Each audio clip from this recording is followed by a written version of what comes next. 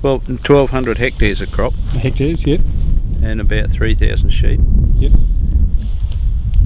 And there's about 500 acres of salt land like this.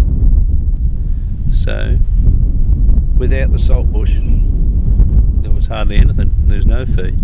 Now you got all this, so it just makes it,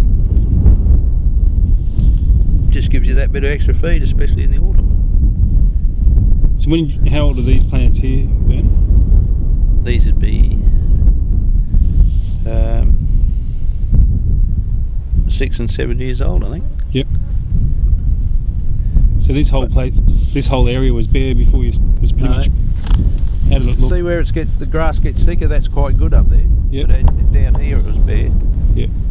And the other side was very bare, but even though it doesn't look much now, there's still a lot of saltbush out there. Yep. You can't go. We just grazed it for about, I don't know, a couple of months. With it, and they need stubble with it apparently, so we just open the gate and let them eat it, and they go in whenever they want to. So how many months grazing are you getting out of this? Oh, well, it's hard to say. You just put, if you've got a mob, all depends how many sheep you want to put in. You put 500 mostly. Yep. For a month and a half. Yep. And when the real dry year, we had hoggets in here, and just they ate it right down to sticks, but it does recover. And we had a good stand of lucerne here, but when we grazed it right down, it just eventually killed it all.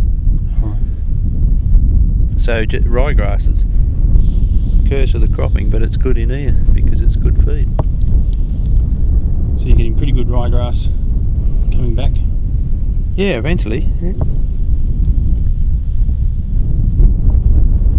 It doesn't make it like top grazing country, but it's, it's quite valuable. What's it allowed you to do? Oh, well, you just got, it's not all, there's 500 acres not all seeded yet, but it's just, well, it's given us another, say, 200 acres of grazing. Yep. For a couple of months for mostly 1,000 sheep. It's hard to say exactly, because you just graze it when it's there, and when it's gone you have to take the sheep off. Yeah, it's pretty straightforward. Yeah, that's, well, you can't keep eating it right down, because once they get hungry they'll try to eat it all. It's mainly all sown, all seeds. We had a good germination, so we were happy. On the poorer side, the seeds grew better than the seedlings. Okay.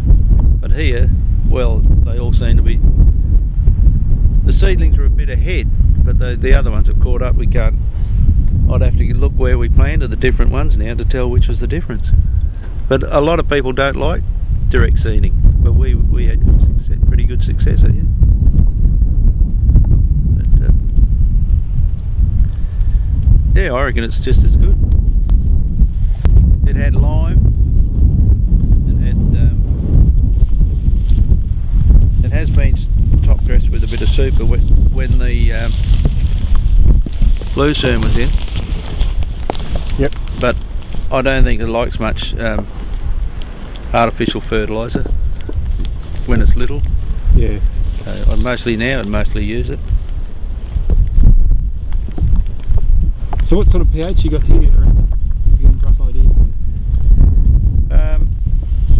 Originally this was pretty good, 5, but I'd have to have a look in the book to tell you what it was when we did it. This was really good country when it was first cleared. Yeah. Nice loamy stuff, so I think that's why it grew so good in the first place. Yeah, yeah. It doesn't. Some of the sandy areas it doesn't seem to grow as good. Yeah.